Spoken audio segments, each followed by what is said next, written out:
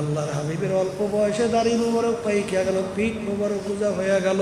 সাহাবায়ে কেরাম বলে, হে আল্লাহর রাসূল, এত অল্প বয়সে আপনি দাড়ি মুবারক কেন পাইকা গেল, আপনার পিঠ মুবারক কেন গুজা হয়ে গেল? আল্লাহর রাসূল বলে, ও আমার সাহাবারা, আমি রাসূল যা দেখি তোমরা তো দেখো না, আমি রাসূল যা জানি তোমরা তো জানো না।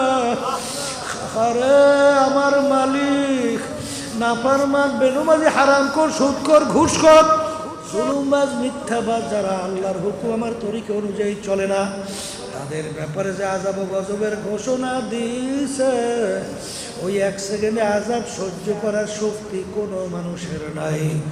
আমার উম্মত কিভাবে জাহান্নামের আগুনে জ্বলবে, এই চিন্তা আমি রাসূলের দাড়ি পাইকা গেল, পিঠ গুজা হয়ে গেল।